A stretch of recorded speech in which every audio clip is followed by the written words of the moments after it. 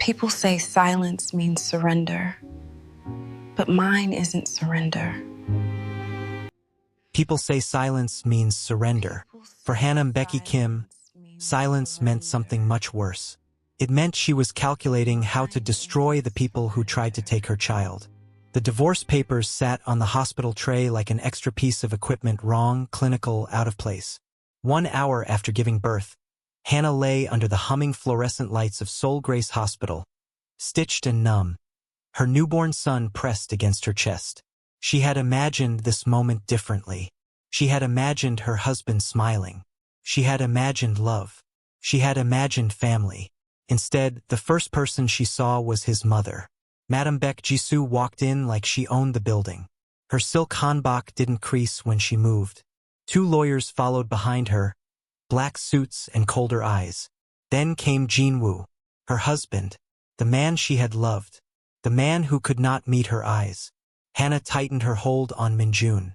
He slept, warm and heavy against her, utterly unaware that a war was beginning over his tiny body. Madame Baek's voice cut through the room. You should sit up straighter, Hana. Respect is expected at a moment like this. Respect? In a hospital gown, with stitches still burning under her skin? Hana stayed quiet. Silence had always been safer. The older woman placed a manila folder next to the plastic cup of melted ice water. Your time with our family has come to an end, Madame Baek said. Sign these papers, and we will handle the rest. Hana blinked slowly. Papers? Jinwoo finally spoke, voice thin. Hana, it's better this way. Better. Less than an hour after she brought their son into the world, one of the lawyers stepped forward. Divorce papers, Mrs. Kim, backdated 6 months. For a cleaner public record. There is also a custody agreement. The child will be raised by the Baek family. You'll receive a settlement if you cooperate. For a second, Hana heard nothing. Then one sentence surfaced, clear and sharp. The child will be raised by the Baek family. They want to take Minjun, she whispered. Jinwoo swallowed. He still wouldn't look at her. Madame Baek didn't blink. You cannot provide the life he deserves, the older woman said. Your background is limited. Limited. The word snapped something inside her. Yes, Hana was Afro-Korean. Yes, she grew up in Johannesburg. Yes, Madame Baek had never approved of her. But limited? No. Hana had never been limited. Only underestimated. Your son will have the Baek name, Madame Baek continued. The doors that come with that name are valuable. You should be grateful. The lawyer lifted a pen. Just sign here. Hana stared at the pen, at the ink, at the papers waiting to decide her whole life. Her fingers brushed Minjun's cheek. She looked at the man she married. He looked away, and something in her that had been quiet for years began to rise. She didn't scream. She didn't beg. She didn't throw anything. She just said, clear and steady, no. The room froze. Madame Baek's painted brows pinched. What did you say? Hana adjusted Minjun so his ear was away from the voices. I said no. I'm not signing anything. The lawyer cleared his throat. Mrs. Kim, refusal will complicate. I am less than an hour postpartum. Hana cut in. I can't even feel my legs. You want my cooperation while I'm still numb from anesthesia? Jinwoo stepped forward weakly. Hana, please. You don't understand. Her eyes met his, calm and terrifying. No, Jinwoo. You don't understand. Something flickered across his face. Guilt, fear, recognition. Madame Baek exhaled sharply. Enough. Take the child. The hospital door opened again. 2 security guards stepped in, uncertain but ready to follow orders. Hana's pulse spiked. Get away from my son, she hissed. Madame Baek lifted a hand. You can cry later. This is for the best. One of the guards took a hesitant step forward. And then the door slammed back against the wall. Nobody touches her. The voice was deep, African accent threading through his Korean, each word edged with fury. A tall man in a black wool coat stepped into the room. Warm brown skin, hard eyes, presence like a storm. Hana's breath caught. Zuri, she whispered. Appa. Her older brother. Her blood. Her real family. How did you find me? She managed. Zuri's jaw flexed. You stop replying for 14 hours while giving birth alone in another country, and you think I don't track your location? Everyone went tense. His gaze moved slowly, over the guards, the lawyers, the folder, Jinwoo, and finally Madame Beck. You brought men to my sister's hospital bed, he said softly. To take her child? The softness made it worse. Felt like a warning. This is a private matter, Madame Beck snapped. You have no authority here. Oh, I have more authority than you think, Chairwoman Beck. The surprise flashed across her face before she could hide it. Zuri stepped closer to Hana's bed, lowering his voice for her. You don't sign anything, he murmured. Not today. Not ever. Hana's shoulders loosened by a fraction. Her breath grew steadier. Zuri, they want to take Minjun. His expression softened for a heartbeat. Just for her. Not while I'm alive. The guards hesitated. Zuri turned his head slowly towards them. Out, he said. Now. They glanced at each other, then backed out of the room. The door closed behind them. Madame Beck stiffened. You do not intimidate me. Zuri smiled without warmth. I don't need to intimidate you. Your fear is already loud. Hana pulled Minjun closer, her heart pounding, not from panic, but from clarity. Jinwoo whispered, Hana, you can't bring your family into this. My family is already in this, she replied. Then to Zuri, take the folder. He picked it up, flipped through the pages, and let out a quiet, cold laugh. So this is the size of your empire, he said to Madame Beck. You need to steal a newborn to feel powerful? Her nostrils flared. You don't know who you're speaking to. Oh, I do, Zuri replied. And I know exactly what you didn't bother to find out. Silence pressed into the room. Zuri looked at Hana. Are you ready? Hana held her son, lifted her chin, and finally let the buried part of herself step forward. She looked straight at her mother-in-law. You should have checked my maiden name, she said softly, before you tried to erase me. For the first time, Madame Beck's expression truly cracked. Minutes later, the Becks and their lawyers were gone, the door swinging shut behind them. Hana trembled, adrenaline racing through her tired body. Zuri placed a steady hand on her shoulder. Breathe, he said. I've got you. Minjun slept on, unaware that the world around him had just shifted. Hana looked at her son, at the empty doorway, at the city lights winking beyond the hospital window. Her silence wasn't surrender. It was strategy, and she had just made her first move. If you're still here, hit like and subscribe so you don't miss what Hana does next. The morning after the hospital confrontation, Seoul woke up loud. Traffic, neon, chatter. But inside Hana's maternity room, everything felt muffled, thin, distant, like the world was talking about her behind a closed door. A nurse entered with a polite smile that wobbled at the edges. Hana, there are reporters outside. Hana's grip on Minjun tightened. Already, they arrived at dawn. Someone leaked the divorce. A pause. There's a rumor that you walked out during the delivery. Hana blinked, stunned. They're telling the world I abandoned my own son? The nurse looked away. That was answer enough. They wanted control. They wanted sympathy. They wanted her gone in the public eye, before the custody fight even began. Zuri returned minutes later carrying clean clothes and an expression that meant he was one bad headline away from flipping the entire hospital. Sis, he said, it's everywhere. They're painting you as unstable. Hana breathed slowly. That's exactly what they want. You ready? I'm getting you out through the back. He helped her stand. Pain shot through her abdomen, but she didn't flinch.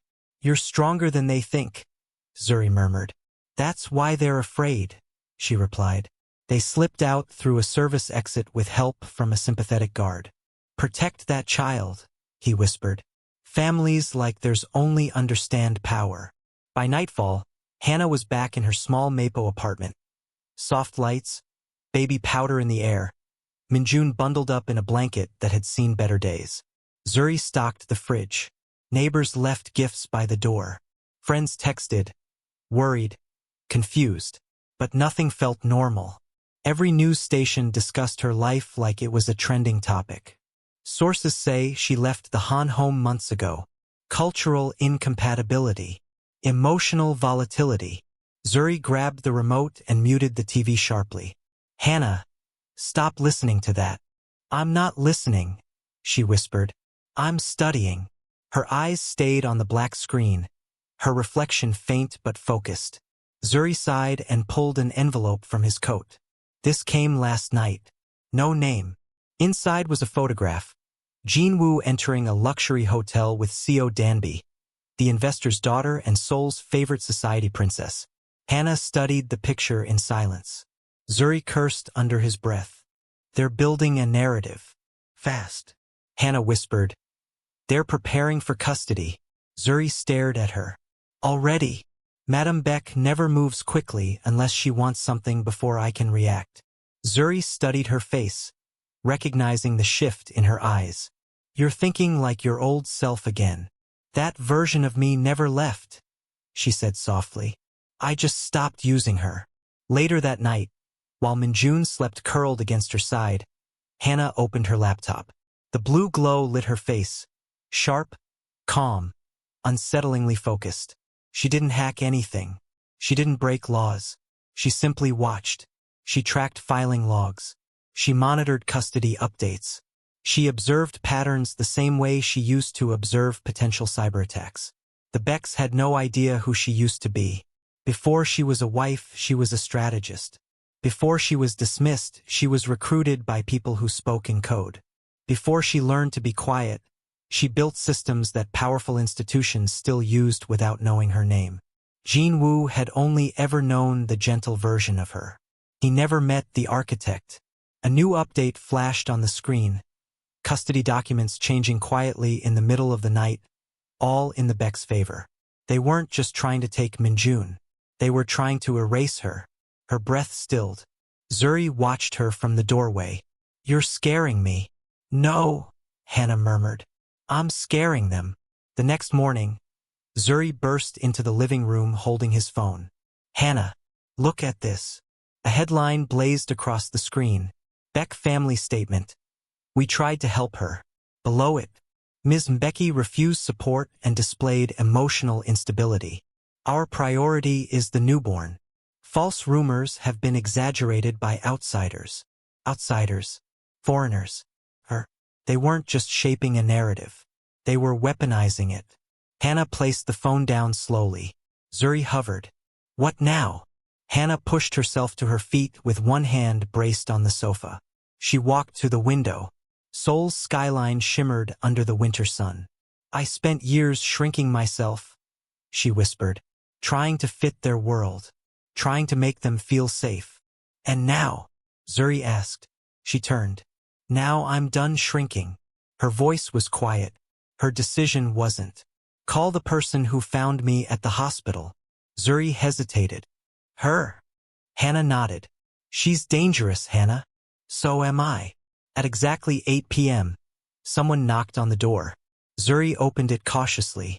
A tall woman entered.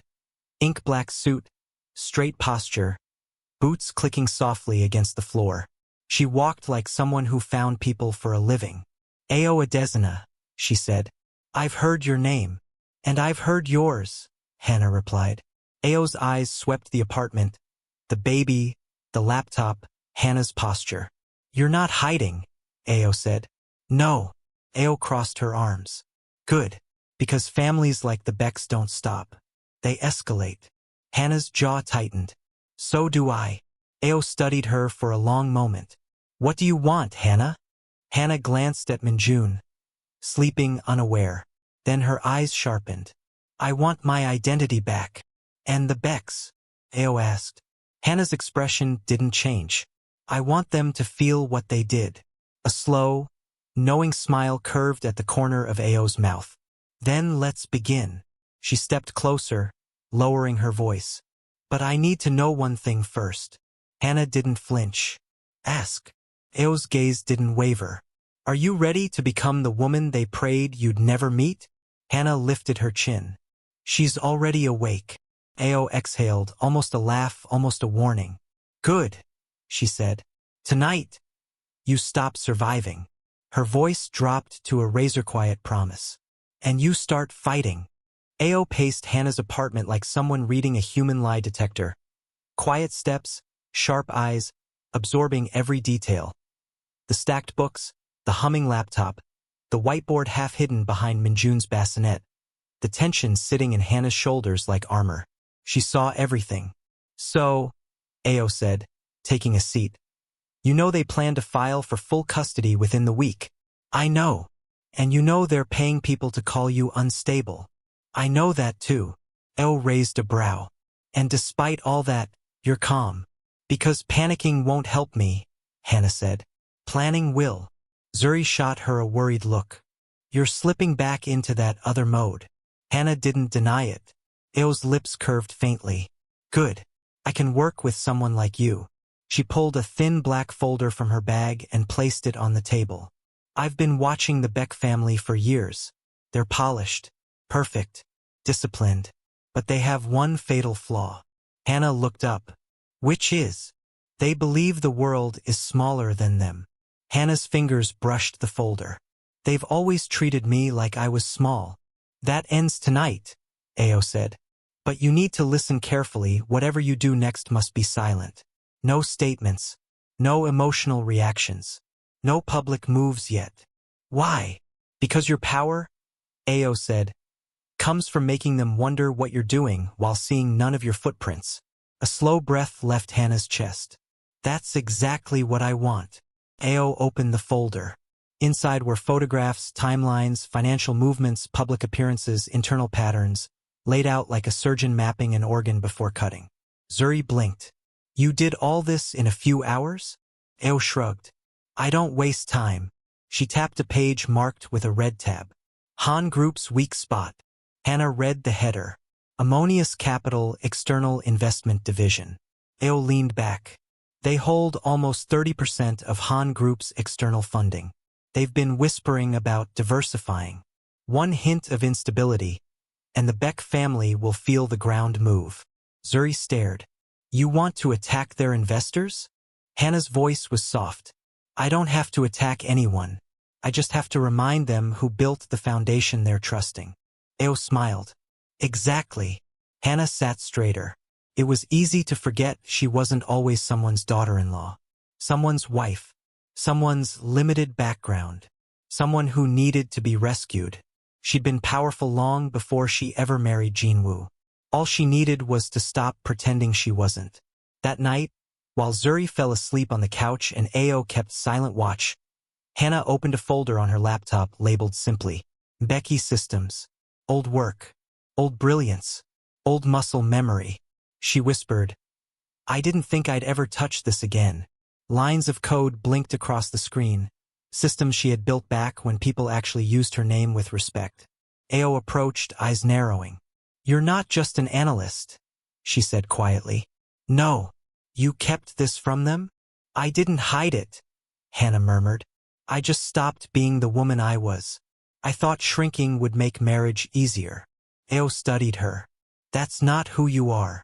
No, Hana said. And it's time they remember that. Encrypted pathways lit up in green networks Hana herself had designed. Systems used globally. Frameworks built on her architecture. She opened a secure connection she hadn't touched in years. Ao inhaled sharply. You still have access? They never removed me. Hana's hands moved across the keys. Steady, precise, lethal without breaking a single law. She wasn't hacking. She wasn't touching anything sensitive. She was observing. And the numbers she saw painted a very ugly picture for the Beck family. Investors weren't loyal. They were cautious. And fear traveled faster than any rumor. 3 days later, fear began to move. Ammonius Capital postponed a major meeting. A Singaporean investor froze a partnership deal. Middle Eastern partners requested audit clarity. Whispers started in places the Beck family couldn't see. Madame Beck noticed first. In her penthouse office overlooking the city, she clutched her phone hard enough to crack the case. What do you mean they want to reassess risk? She snapped. Our numbers are stable. Her assistant swallowed. Madam, they said volatility concerns have resurfaced. Where did it start? She hissed. No one knows. She slammed the phone down. Across the city, in his office, Jinwoo paced with shaking hands. He'd grown up in a world where everything was predictable. Investors loyal, deals certain, problems solvable with money and reputation. Now nothing felt stable. He checked his phone. Nothing from Hana. Nothing from the hospital. Nothing from anyone on her side. Her absence bothered him more than her presence ever had. He whispered, "Why is she so quiet?" But silence was Hana's strongest language. Meanwhile, in Mapo, Ao watched Hana lean over the desk, calm and calculating. "You're scaring them," Ao said. "I know," Hana replied. "How do you know exactly where to press?" "Because I lived in their world," Hana whispered. "I heard the conversations they didn't realize I listened to. I know their fears better than they know themselves." Ao exhaled. "You had power the whole time." "I forgot," Hana said. "But I remember now." A news broadcast flickered on the TV, Jinwoo standing outside Han Group headquarters, trying to answer reporters. He looked exhausted, unsteady, on the verge of breaking. "Hana is unstable," he lied. "Hana left us. Hana is unreliable." A reporter asked, "Is it true Han Group investors have begun expressing concerns?" Jinwoo froze for half a second. Half a breath, half a blink. But it was enough. Ao smirked. "He's cracking." Hana didn't look away. "I'm not touching him," she said. "I don't need to." Ao nodded. "His guilt will handle him. And his mother," Hana added. "She'll turn on him the moment she senses weakness." Ao tilted her head. "You're planning something bigger." Hana didn't answer right away. She walked to her closet and pulled out a black garment bag. Ao raised a brow. "That's not a weapon." "No," Hana said. "It's a reminder." "Of what?" Hana unzipped the bag. Inside was a dress. Simple but striking, black silk with a soft shimmer. Ao blinked. "You're attending an event?" "Yes. You just gave birth." "I know. You're really stepping out like this?" "I'm done hiding." Ao stepped back, realization dawning. "This is your glow-up moment." Hana shook her head. "No," she said softly. "This is the warning." Ao's voice dropped. "What event is it?" "The Global Women in Tech Gala." Ao's eyes widened. "Hosted by the Ministry of Innovation?" "Yes." "And Jin was attending?" "Yes." Ao nodded slowly. "He expects you to be invisible." Hana closed the garment bag. "Then it's time he learns the woman he tried to erase is the woman this country once chased." Ao smiled sharp, proud. "This won't break him." "No," Hana said. "It'll wake him. Breaking comes later." The Global Women in Tech Gala wasn't a normal event. It was a room where people didn't just dress well, they wore power. Seoul's elite gathered under the glass atrium of the International Innovation Center. Ministers, foreign delegates, CEOs, investors who could move markets with a single whisper. Outside, cameras flashed like lightning. Inside, everything gleamed, gold spotlights, polished marble, champagne flutes held by people who believed their status was permanent. Tonight, someone would remind them it wasn't. A plain black sedan pulled up to the entrance. Not a limousine, not a Beck family car. Just simple, quiet, intentional. When Hana stepped out, the air shifted. Not because she tried to make an entrance, but because she didn't need to. Her black silk dress flowed in a clean line, catching the lights in soft glints. Her hair was brushed back into a low knot. No extravagant earrings, no statement jewelry, just presence. Ao walked beside her in a fitted black suit, looking like a bodyguard sculpted by the universe for drama. A murmur rippled through the crowd. "Isn't that? I thought she was unstable? Why is she here?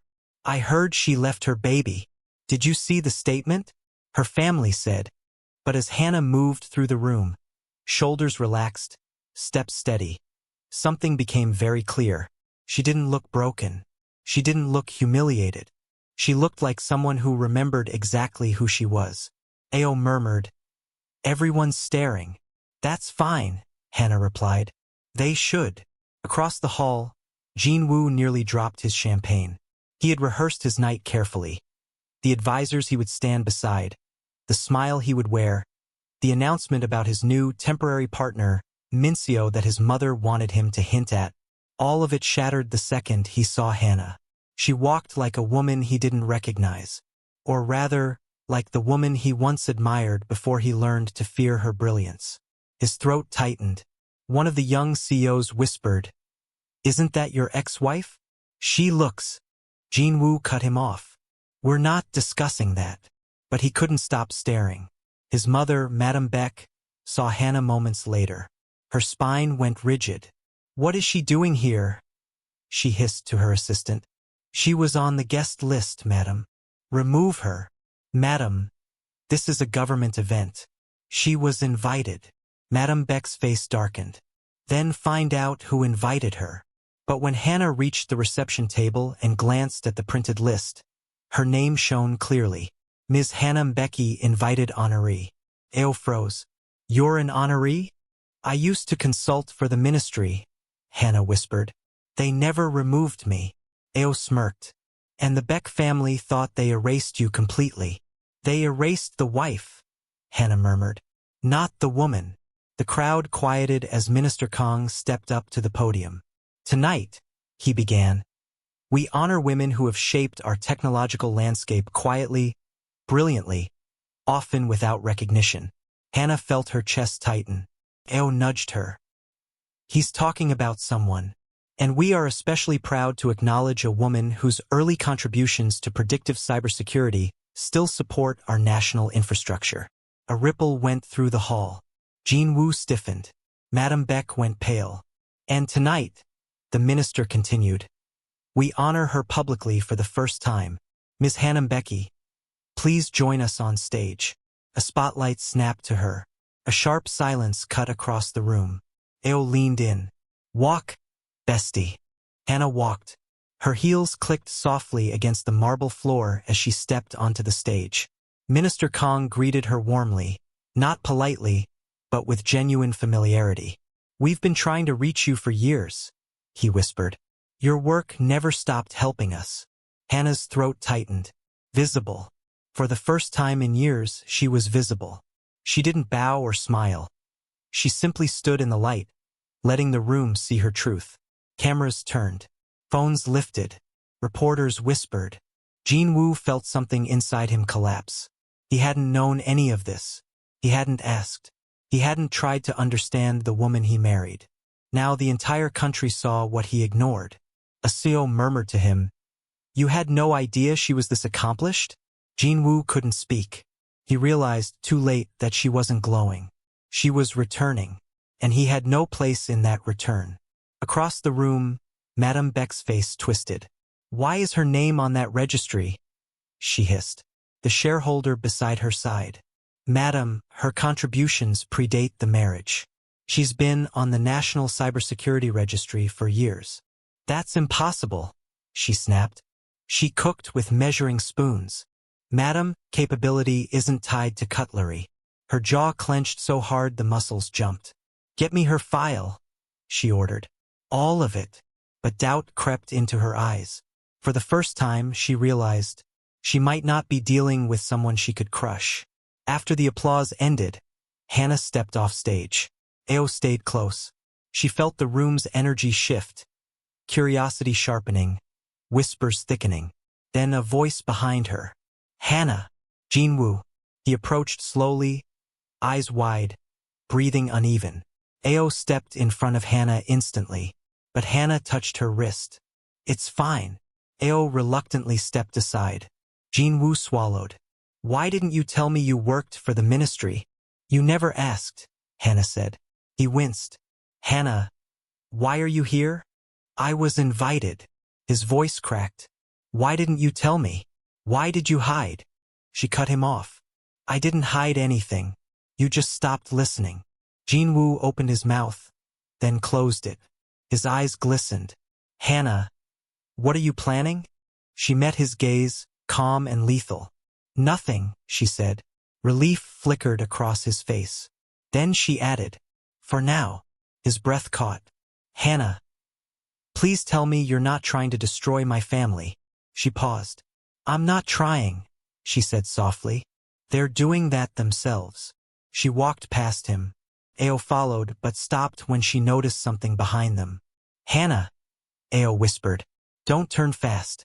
Just look over your shoulder." Hana turned naturally. A tall man stood across the hall, elegant in a charcoal suit. Strong jaw, unreadable expression, eyes that didn't blink. He wasn't watching the stage. He was watching her. Ao's voice dropped. "That's not an investor. That's Ammonius Capital's regulator." The man raised his glass in a slow, deliberate gesture. Not a greeting, a signal. Ao exhaled. "You've started something bigger than the Becks." Hana didn't look away. Good. The moment Hana stepped off the gala stage, the entire night shifted. Not because of Jinwoo, not because of Madame Beck, because of the man watching her from across the room, the one who didn't clap, didn't blink, didn't pretend to be impressed. He simply observed her. Ao stiffened. "Hana, that man isn't someone you walk toward. He's someone who walks toward you when he wants something." As if on cue, he set his glass down and moved through the crowd. Not fast, not slow, just controlled, like he wanted her to feel every step. He stopped a polite distance away. "Hana Becky," he said, voice smooth, Korean threaded with a foreign cadence. His gaze flicked briefly to Ao. "And Ms. Ao Jang. I've heard both your names in rooms most people never enter." Hana's expression stayed neutral. "I don't believe we've met." "No," he said. "You've avoided my circles impressively well." Ao muttered under her breath. "That's concerning." The man gave a faint smile. "My name is Lee Seo-jun. I represent Ammonius Capital and several international regulatory bodies." Ao's eyes widened. "He's the one behind the people behind the investors," she whispered. "Bestie, be careful." Seo-jun continued, unbothered. "I approached you because something unusual happened tonight." "And what's that?" Hana asked. "You stood on a stage," Seo-jun said quietly, and the entire intelligence sector felt a tremor. A chill traced Hana's spine. Ao stepped forward. "What exactly do you think she did?" Seo-jun didn't look at her. "When someone builds algorithms that can predict risk events more accurately than our current defense systems," he said, "we tend to pay attention." Hana kept her face calm. "What do you want?" "A meeting," he said. "Off record. No entourage. No family. And no Becks." "Why me?" Hana asked. Seojin's gaze sharpened. "Because you just stepped into a fire, and I want to know if you plan on standing still or walking straight through it." He gave a short, respectful bow. "You have my number. Use it before the Becks do something irreversible."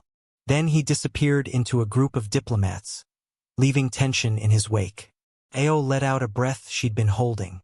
"Bestie, we are not dealing with small players anymore." Across the hall, the Beck family dinner table was burning in slow motion. Madame Beck was unraveling. "How did she get her name on that registry?" she hissed at the lead shareholder. He sighed. "Madam, you never researched her background?" "She said she was a simple analyst." "You believed that?" Madame Beck's jaw tightened. "She cooked with measuring spoons.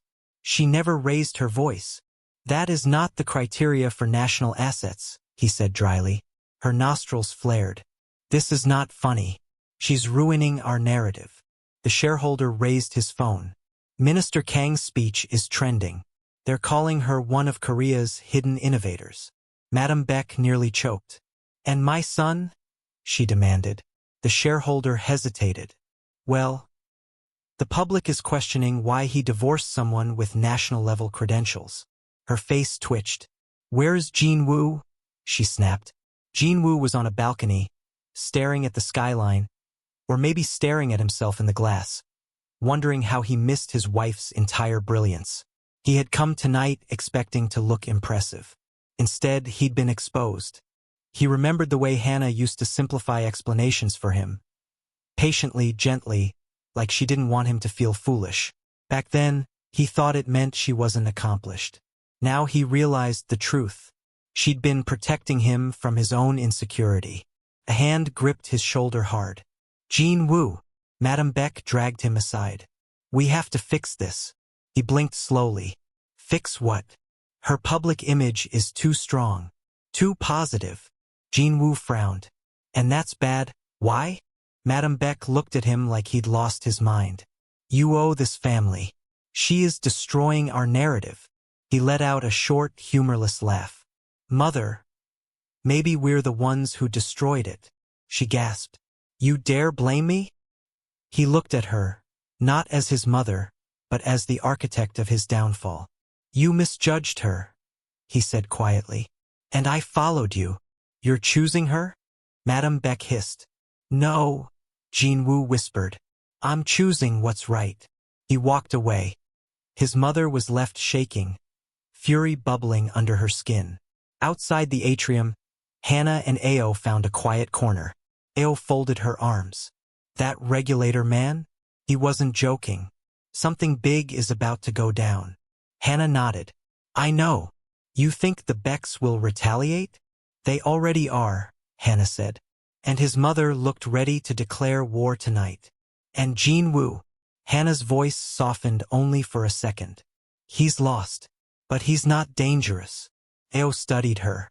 You're thinking of calling Seo Jun. I want to know why he's watching me. Ao sighed. Are you scared? Hana looked out at the glittering city, Seoul, gasping for breath under the weight of scandal. No, she whispered. For the first time in years, I'm awake. That night, as Hana rode home, her phone buzzed. A message from an unknown number. When you're ready, we'll talk. Move carefully. Madame Beck is calling in favors. Ao leaned over. Who is that? Hana locked her phone. Someone who thinks I'm stepping into danger. And are you? Ao asked. Hana looked out the window, neon lights streaking across the glass. No, she whispered. I'm stepping into myself. Meanwhile, across the river, Madame Beck sat alone in her private office, shaking with rage as she dialed a number she hadn't used since her husband's campaign scandals. The voice on the other end was low, cold. You haven't called me in years, the man said. This must be serious. It is, she hissed. I need information. Something damaging. Something unforgivable. Who's the target? Hana Mbeki. A long, heavy pause. That might be a mistake, he finally said. Just do it, she snapped. She hung up without noticing the tremor in her own hand, or the fear in her assistant's eyes, or the reality she had just stepped into a fire she could not control. Back in Mapo, Hana sat awake next to Minjun's crib. Ao entered the room with 2 cups of ginger tea. You all right? Hana nodded slowly. Do you ever feel, she whispered, like a part of yourself was waiting behind you for years, and tonight you turned around and found her again? Ao sat beside her. Bestie, she said softly. Welcome back. Hana exhaled. I don't know what Seo Jun wants, but I'm not afraid to find out. Ao nodded. Good, because you're not fighting reputation anymore. What am I fighting? Hana asked. Ao's expression darkened. Power, she whispered, and the people terrified of losing it. Hana didn't sleep. Seoul shifted from neon to morning light while she sat by the window, holding warm tea with one hand and resting the other on Minjun's tiny back. He slept peacefully, unaware of the storm swirling around his mother. At 8 a.m., her phone buzzed. A message from Lee Seo-jun. Now. Ao straightened beside her. You're sure? I've been sure since the gala, Hana said. They left the apartment quietly. The city moved beneath them. Diplomatic cars, office workers, rumors spreading faster than traffic lights could control. The cafe Seo-jun chose was tucked behind embassy buildings, quiet enough that secrets could breathe here without being overheard. Hana walked in without hesitation.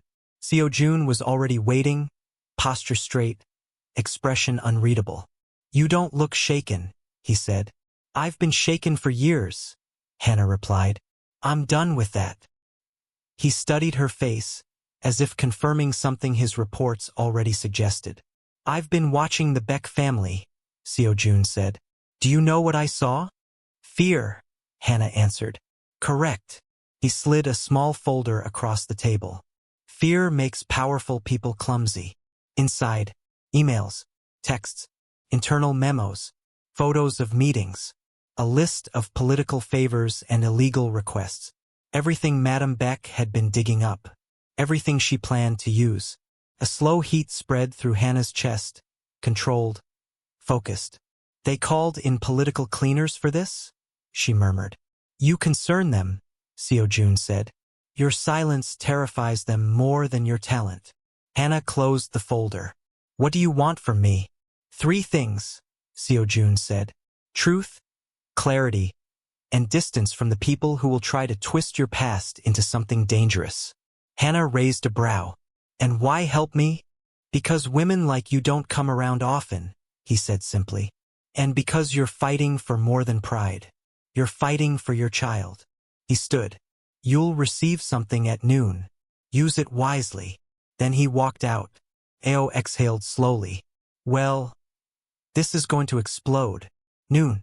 Seoul erupted. 3 major news outlets dropped simultaneous reports. Financial irregularities at Beck Group. Undisclosed political influence transactions. Smear campaign against a national cybersecurity contributor exposed. People gasped on subways. Phones lit up across offices. News tickers turned red. The Beck headquarters went into chaos. In her office, Madame Beck slammed her fist on her desk. This is an attack. Fix it. Her legal team exchanged helpless looks. Madam, the evidence is already in circulation. We can't control the narrative. Control it, she screamed. She's turning my family into a joke. A lawyer swallowed. Madam, publicly attacking her now will only confirm guilt. Madame Beck's jaw twitched. Her eyes burned. She looked like a queen losing a kingdom. She rounded on her son. You did this. You gave her access. Jin-woo, exhausted and hollow, lifted his eyes. No, mother. You did this. You dare blame me? I blame myself, he whispered. For letting you decide who I became. You're choosing her? I'm choosing to stop hurting people. And what about your family? For once, Jin-woo said softly, I'm thinking about my own life. He walked out. Madame Beck stared at the door, stunned. The empire she thought was invincible was slipping through her fingers. And she knew whose fault it truly was. That evening, Mapo apartment. The intercom buzzed. Ao peeked through the monitor. It's Jin-woo. Hana inhaled. Let him up. Ao hesitated. You're sure? Yes. When the door opened, Jin-woo looked nothing like the polished heir he used to be. He looked like someone who had learned too many truths in too little time. Hana, his voice broke. I don't know where to begin. Try with the truth. He stepped closer, hands shaking. I let you down. I let our son down. I thought I was protecting the family. But I was protecting my fear. Hana stayed quiet. And I'm sorry, he whispered. I'm so sorry. I believe you, she said softly. But that doesn't erase what happened. He swallowed. Can I see him? No. His breath caught. Hana, please. You didn't protect us, she said quietly. I can't risk that again. He looked at the floor. Hana, I don't know who I am without you. You weren't supposed to find yourself through me, she said. You were supposed to grow with me. Tears filled his eyes. Is there any version of us that survives this? No, Hana said. That version of us never truly existed. He nodded slowly, like each movement hurt. And what happens to me now? You heal, she said. You learn. You grow. And one day, you'll understand I couldn't raise you too. Ao stepped forward gently. You should go. Jin-woo wiped his eyes, nodded, and stepped out of the apartment, leaving the last piece of their marriage behind him. 1 week later, Seoul Innovation Summit. Hana walked onto the stage in a cream suit, hair wrapped in a soft scarf, posture steady. Photographers raised their cameras. Delegates whispered. Ao sat in the front row. Seojun leaned against the back wall, watching with unreadable interest. Hana adjusted the microphone. I used to believe shrinking myself made me easier to love, she began. That staying quiet made me acceptable. That sacrificing parts of myself made me strong. The room stilled. I was wrong. Her voice didn't waver. Strength is choosing yourself even when the world calls it rebellion. Strength is knowing your worth even when someone tries to bury it. Strength is standing up, not for applause but for truth. She glanced at the screen, where her name shone next to her work. Hana Mbeki, cyber risk architect. And today, I choose my son. I choose my name. And I choose a future I no longer have to shrink in. The applause hit like a wave. Not loud, but deep, full of respect. Ao wiped tears with the back of her hand. Seojun's lips curved almost, into a smile. And somewhere across Seoul, the last threads of the Baek Empire snapped under the weight of truth. Hana stepped off the stage with a calm she hadn't tasted in years. She wasn't stepping into power. She was stepping back into herself. And this time, she wasn't shrinking for anyone. If this moment moved you, even for a breath, hit like and subscribe so you don't miss where Hana's story goes next.